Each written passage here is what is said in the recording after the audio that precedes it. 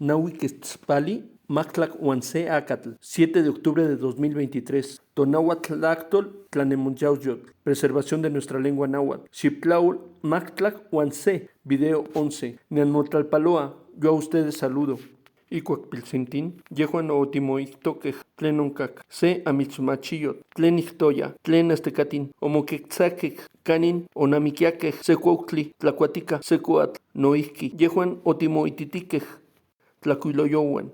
Cuando niños nos dijeron que había una leyenda que decía que los aztecas se quedaron en donde encontraron un águila devorando una serpiente. Incluso nos mostraban ilustraciones al respecto. Axcan ni ititisneki melawak, cuautli, cuatl, huanopali, y xucan ipa se tequictetl. Axcan inontetl, nonamiquia, ipan ititiscan, tlalic, axcauj, iscayot, huanopanoyoc. Hoy quiero mostrar la verdad. El águila, la serpiente y el nopal surgen de una piedra labrada. Actualmente, esa piedra se encuentra en el Museo Nacional de Antropología e Historia.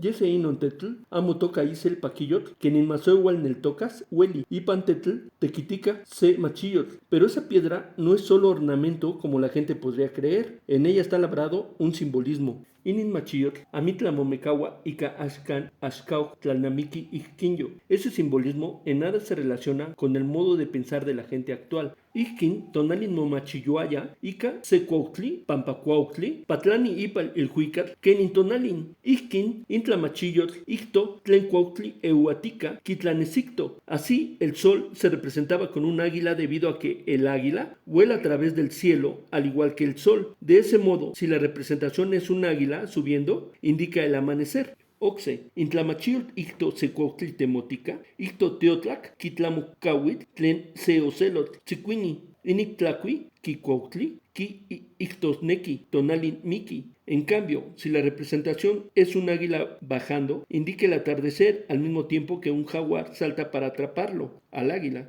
Por lo tanto, quiere decir que el día muere. Moitashueli nopalin quisatican y patlalocantecoctli. Se puede ver el nopal saliendo de la regencia del fermento de la tierra.